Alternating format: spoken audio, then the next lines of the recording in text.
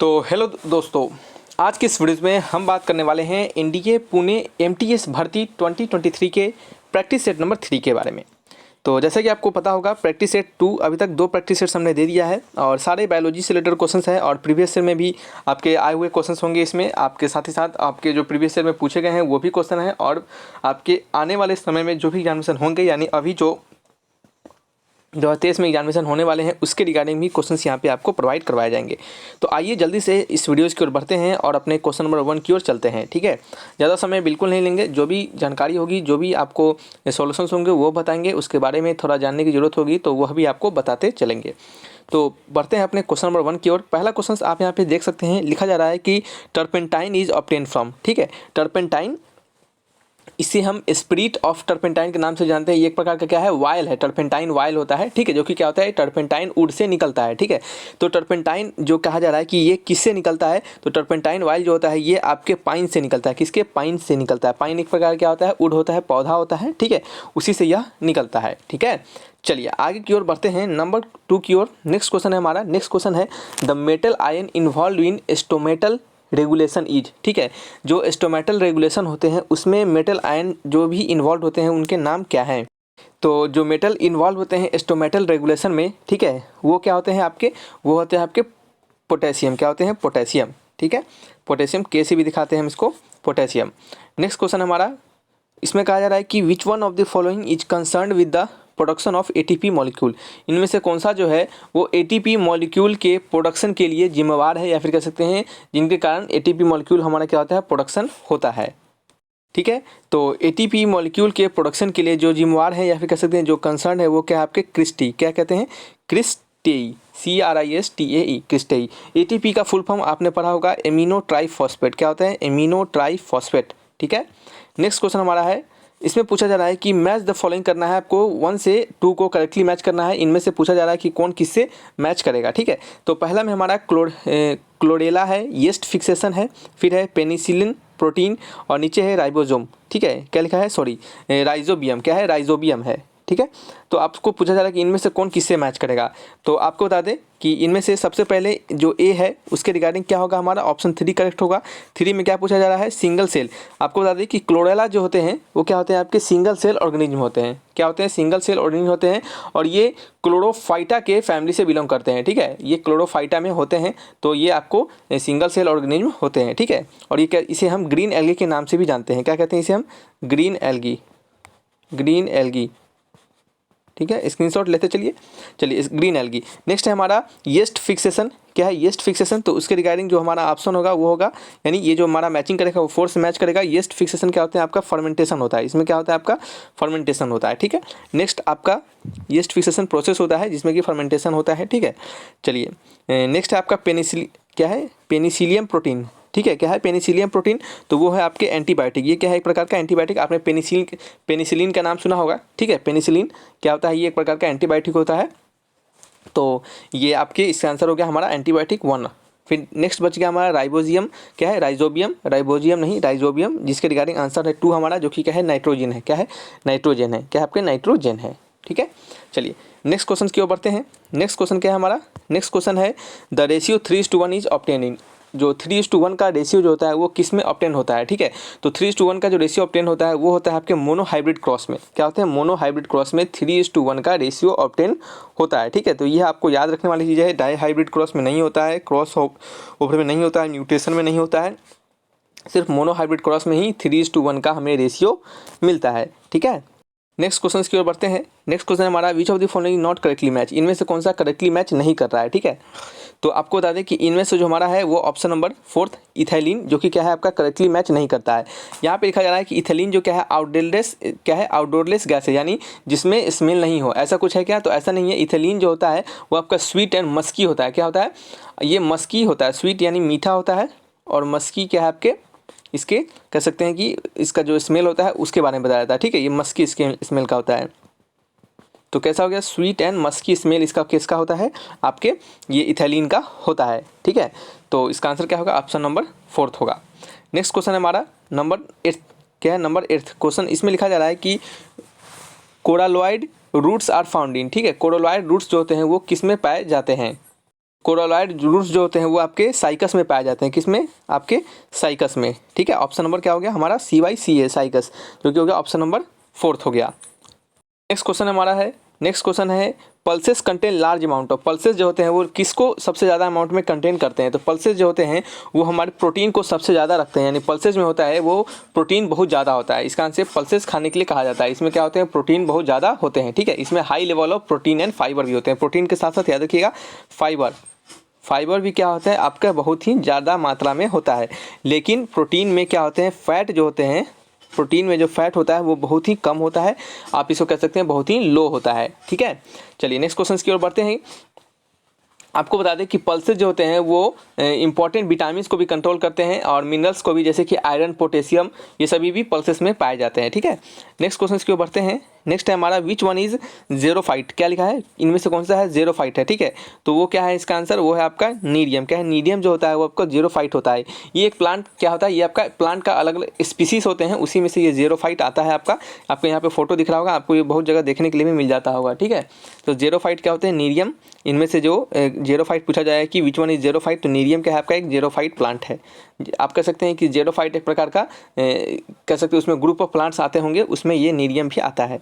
Which of the following diseases is not caused by bacteria. इनमें से कौन सा डिजीज जो है जो कि बैक्टीरिया के द्वारा कॉज नहीं होता है? ठीक है, आपको बता दें कि इन्फ्लुएंजा जो होता है वो बैक्टीरिया के द्वारा कॉज नहीं होता है। ये क्या होता है? एक प्रकार का फ्लू होता है। ठीक है, और ये आपके इन्फ्लुएंजा वायरस, इन्फ्लुएंजा है, ये हमने आपको पहले भी बताया हुआ है। ये क्या है आपके? Influenza virus. ठीक है, इन्फ्लुएंजा वायरस से ये क्या होते हैं? हमारे उत्पन्न होते हैं। ठीक है, तो ये किससे उत्पन्न होते हैं? ये आपके इन्फ्लुएंजा वायरस से उत्पन्न होते हैं। और आपको पता होगा कि इन्फ्लुएंजा वायरस जो होता है हमारा, ये एक प्रकार का वायरस है, ना कि क्या है? बैक्टीरिया है। तो इसका आंसर क्या होगा? इनमें से कौन सा डिजीज है जो कि बैक्टीरिया से उत्पन्न नहीं होते हैं? तो वो हमारा है इन्फ्लुएंजा। याद रखिएगा, टाइफाइड, डिप्थेरिया और कोलेरा। ठीक है, ये सभी क्या है आपके? ये बैक्टीरिया से होने वाले डिजीजेज होते हैं। ठीक है, नेक्स्ट क्वेश्चन की ओर बढ़ते हैं। यहाँ पूछा रहा है कि which one of the following correctly match. इनमें से कौन सा करेक्टली मैच करता है? ठीक है, तो इसका आंसर क्या होगा? तो सबसे पहले है स्टाइलिन पेनिसिलिन। इसमें समझिए कि एक प्रकार से आपसे पूछा जा रहा है कि कौन किसका आविष्कार किया है, उसी को थोड़ा सा चेंज करके पूछ दिया गया है। तो इनमें से कौन सा करेक्टली मैच है, आपसे यह पूछा जा रहा है। ध्यान से पढ़िएगा, करेक्टली मैच। ठीक है, तो जो कि होगा इसका आंसर ऑप्शन नंबर डी, डिमिडिटी इवेनो विक्सी। क्या है? डिमिट्री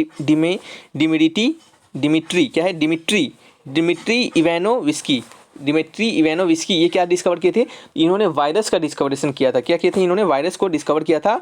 कब किया था? 1892 में किया था इन्होंने वायरस को डिस्कवर। ठीक है, डिमिट्री, याद रखिएगा, डिमिट्री इवेनोस्काई। ठीक है, इवेनोस्की भी कह सकते हैं इसे आप। ठीक है, तो इन्होंने किसका डिस्कवर किया था? तो इन्होंने वायरस का डिस्कवर किया था।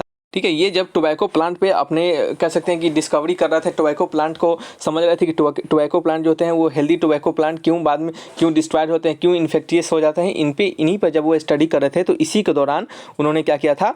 वायरस का डिस्कवरेशन किया था। ठीक है, चलिए नेक्स्ट क्वेश्चन है हमारा। हमसे पूछा जा रहा है कि जिम्नोस्पर्म क्या है? तो जिम्नोस्पर्म जो क्या होते हैं? वो ओपन सीड प्लांट होते हैं। ठीक है, जिम्नोस्पर्म को हम ओपन सीड प्लांट के नाम से भी जानते हैं। ठीक है, तो बताइए इसका आंसर क्या होगा? तो इसका आंसर हो गया हमारा ऑप्शन नंबर आपका ये ऑप्शन नंबर 2, यानी ओपन सीडेड प्लांट। ठीक है, ओपन सीडेड प्लांट को हम जिम्नोस्पर्म के नाम से भी जानते हैं। नेक्स्ट क्वेश्चन क्या है हमारा? नेक्स्ट क्वेश्चन है हमारा रिडक्शन डिवीजन इज। ठीक है, रिडक्शन डिवीजन क्या है इसमें से? तो रिडक्शन डिवीजन जो होता है मियोसिस में क्या होते हैं? हमारे रिडक्शन होते हैं। क्या होता है? हमारा टूटता है। ठीक है, ये क्या है आपका? टाइप होता है सेल डिवीजन का। आपने पढ़ा होगा माइटोसिस। ठीक है, आपने पढ़ा होगा माइटोसिस और मियोसिस, ये दो प्रकार के क्या होते हैं आपके? सेल डिवीजन आपने पढ़ा होगा। ठीक है, तो इस मियोसिस में क्या होता है? ये इस ऐसा प्रकार का डिवीजन होता है जिसमें कि 4 डॉटर सेल जो होते हैं वो क्या होते हैं? हाफ नंबर ऑफ क्रोमोजोम्स में, अपने पेरेंट सेल के हाफ नंबर ऑफ क्रोमोजोम्स में बढ़ जाते हैं। ठीक है, और देन फिर गैमिट और क्या करते हैं? प्लांट स्पोर्स को प्रोडक्शन करते हैं। तो सिंपली समझिए, ये एक मियोसिस जो होता है इसमें क्या होता है? रिडक्शन होता है। ज़्यादा वाला क्या होता है? घट के छोटा छोटा में बदलता रहता है। ठीक है, चलिए नेक्स्ट क्वेश्चन है हमारा नंबर 5th क्वेश्चन। इसमें हमसे पूछा जा रहा है कि the female sex organ of polytrichum is. ठीक है, जो फीमेल सेक्स ऑर्गन होते हैं वो पॉलीट्रिचम का वो कौन सा होता है? ठीक है, एक प्रकार का प्लांट है। तो फीमेल सेक्स ऑर्गन ऑफ पॉलीट्रिचम का फीमेल सेक्स ऑर्गन कौन सा होता है? तो वो होता है आपका आर्केनो। क्या है? आर्केगोनियम, क्या है आर्केगोनियम, आर्केगोनियम, ठीक है आर्केगोनियम।